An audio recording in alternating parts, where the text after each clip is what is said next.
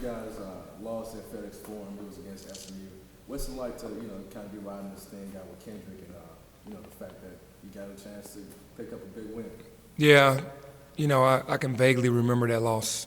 I can't really remember that one. It's a part of life. It was a point in our season where we had guys injured. We had a lot of young guys on the floor, and they took advantage of it, starting 5 1,000-point scorers in that group, which was really impressive. And we had Imani and Josh and those guys out there, and they beat up on us pretty bad. And I was very frustrated after that game because I understood where we were and that we were eventually going to get better, especially when we got our veteran guys back. Where it stands now, I just always believe in protecting home, man. Every home loss hurts 10 times more because you got to protect home. So to have Kendrick on our side now is a much better feeling playing against SMU. I respect all those kids, but Kendrick being our reigning MVP of our league, it's just, for me, my mindset is always protect home.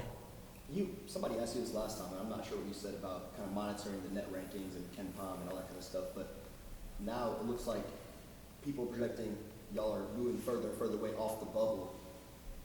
Can you breathe a sigh of relief? Do you sleep better at night knowing that you got this thing back on the right track? No, honestly, all I try to do is win every game. We always talk about 1-0. I never look at the Ken Pom. I think all our other coaches do. I've never done that in 5 years. I just know that winning cures everything. If you're winning at the end of the day, you're going to be where you need to be. And that's how I coach. So you don't monitor bracketology? I don't. I really don't. I don't monitor any of that. I'm obviously looking at other games around the country and see who the top 25 are. But other than that, I don't go outside of that. Coach, as you embark on your 100th career win, what's it been like to see the progression of the year now? Oh, it's been a blessing, man, because I know where the team was when I got it. And that was really a kind of a raw deal for Coach, why am I going crazy? Coach Smith, because we didn't have the fan support, and that wasn't what real Memphis basketball was all about with a Hall of Fame coach here. So when I took over, my mission was to try to get people back in the seats, and then secondly, get a group of young men that were going to come in here and represent the university at a high level. And it's just been a blessing to just think about, it being 100 wins, and I'm, not fully through my 5th year yet. It's pretty special to me.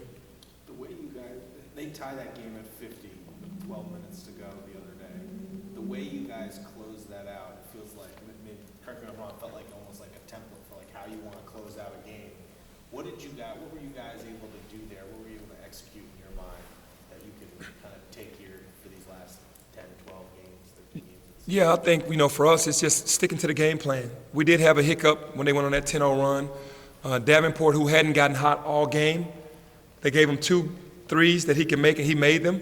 And when we got in the huddle, we said we got to get back to the game plan. Stick to the game plan, play as hard as you can defensively, and share the ball. And it's like whatever play we ran, we executed the plays to the T. And the same thing with the defense. We stopped allowing the guys. Landers hit that 3 late, maybe a minute and something to go.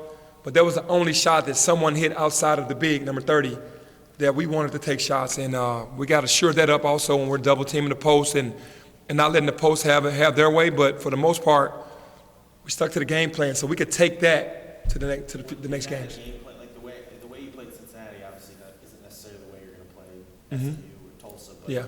Like that strategy of really funneling the ball to he had a career game, but he's not usually a focal point of their offense. Is that something that can work in the future? I think for the first time they bought into that because I've been talking about that all year, and we've still given the top 2 guys their average. And I was saying for us to beat guys, you got to make the 4th and 5th option have their career highs or have their career amount of shots and take shots away from the guys that that are shooting on a nightly basis. And that's something that this team hasn't really bought into until last game. And it worked, and now they go, okay, we see how this works, Coach. We're not supposed to let these guys shoot. And the guys that aren't used to shooting, we want those guys to take more shots. So I've been preaching that since I've been here. There are other groups have gotten it.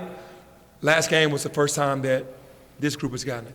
As you approach win number 100, when you look at these first 5 years, have they gone as you expected when you took this job? And have you accomplished what you think you would accomplish? What you think you would have accomplished in 5 years? I would say, looking at the first 5 years, winning is what we've done. We've won 20-plus games, but we haven't gotten the reward of the NCAA tournament. Obviously, the first year with Jeremiah and those guys, I inherited that team. The following year was COVID. And then after that was NIT championship and then NCAA. So I can't beat myself up for that, but we've had 2 Final Four type talent teams here, and I underachieved with getting those guys to play together and play the right way to be where we needed to be. But I can't complain about that. You know, I just try to keep getting better. I want to go back to the Cincinnati game and the game plan that you were just talking about a few minutes ago.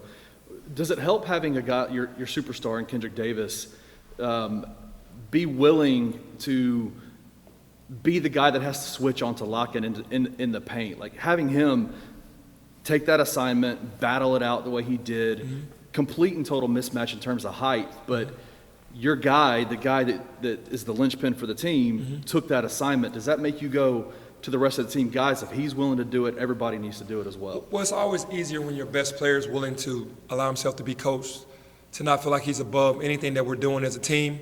And we hold him accountable like we hold everybody else accountable. And to see him battling and making plays, it wasn't there in the beginning of the season. You know, he's admitted, I've gotten better as we've gone, but he's committed to getting better. So, yeah, it definitely helps the team's morale to see KD down there battling. Now he can be the one to say, hey, if I'm doing it, we all can do it. So you have to lead by example, and that's what he did. What's Malcolm's progress since we last? Malcolm's actually looking a lot better. It's getting very close. I don't want to put a timetable, but if I did, maybe another week or so, depending no setbacks. He's out on the court now, so that's a good sight. With Alo, do you have an update on him? Yeah, Alo's actually looking better than I thought he would at this point, because I had him being further off, so he could be closer as well. But just seeing him walk around, he's not limping, he doesn't have the crutches, but he plays so hard. It's a different type of play. You know, I put him in the same category as, you know, the Ravens quarterback, Lamar Jackson. Maybe he was 80, 90, but the way that he plays the game so hard and he has to run and he has to defend, he has to almost be 100 to come back the way he plays the game. So, The risk-reward type. yeah, it's almost like he could get injured again because he plays so hard, runs so hard, and has to defend the other team's best player. What stood out to you about SMU as you prepare for them tomorrow? That they're playing extremely hard. You know, usually when you get a new coach that isn't the guy that recruited you with the guys that came back, you get the new guys that he brought in, and then you have to mesh with those guys. And they're playing extremely hard, and they're executing, and they're fighting for him nightly. And that's something that I can respect as a coach that inherited a team. And they play together on both ends of the floor. Out of all the wins that you accumulated, what's been the probably best experience that you had? I think the best experience was making it to the NCAA tournament, beating Boise State to get that first NCAA win.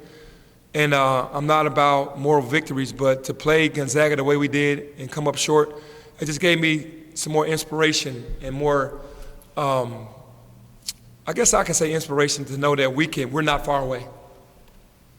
Have you spoken or texted to Mikey since the news that people are calling him kind of one of the biggest snubs, I guess, for the McDonald's All-American team? I think Mikey, I spoke to him 2 days ago before the list, and he truly understands what it's all about. You know, it's not about his talent. You know, it's so many different things going on in high school basketball that you don't have to be the best basketball player to be put on the McDonald's All-American team now. And he doesn't care about the rankings. It's only making his chip and be a boulder when he gets here to prove to everybody that he is who he is. So for me, I'm saddened that he didn't make it, but also with him coming in hungrier is better for us. I got one more about the milestone that's approaching. From Lester to now, how would you describe your evolution as a coach? And now that you know what this entails at the collegiate level, is it hard or easy to envision you staying for win number 200, 300, 400 and onward? Well, the first part of it, from Lester to now, is just maturity in the game, just learning from all the guys that I watched, the guys that I've had coaching with me. I try to be a sponge. So obviously, you know, a lot of the knowledge that I got from my NBA coaches, my college coaches, high school coaches, dealing with the guys and coaching the different personalities and talent as they get older is something that I've gotten much better with. And you can't envision me 200 and 300 because I never thought that I would be here now. So I can't say that will never happen. But it's been a great process for me of just understanding going from Lester to day one here to now. You mentioned the boulder on it. You didn't make the McDonald's All-American team, but it was a circumstances that senior year. Like, did that affect you? Was that a No, because I knew I was a McDonald's All-American. I just went rogue at the wrong time. I did. I knew that I was a McDonald's All-American, so it didn't matter actually. parade All-American? Yeah, that's fine too.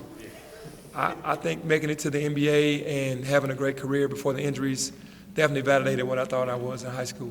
I think you're probably one of the And National Player of the Year in high school means something. What is DeAndre doing differently now? I mean, you talked about the conversation you had with him and Kendrick and that kind of thing, but just tangibly in his preparation, what has he changed to allow him to do what he's doing now? I think he's taking less plays off. You know, he's taking less plays off. He's being more assertive every possession down the floor, being more aware, making himself go and rebound the ball when he would just take plays off. And that's the difference. In his offense, he's feeling good because he's working on his game way more. At first, he just, kind of leaned on, I'm a good player. I know I could go out there and play. Now he's actually in the gym. He's watching more film. He's up watching film now. And he's basically just carrying over what he does in practice of the games. his three-point shot. He was, like 2 years ago, he was a pretty solid three-point shooter. Last year, it kind of like went away from his game. He stopped shooting them.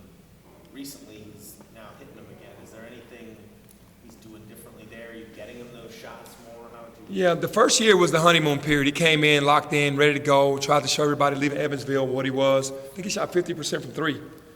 And then last year, back problems, missed a ton of practices, COVID, he just didn't work the same.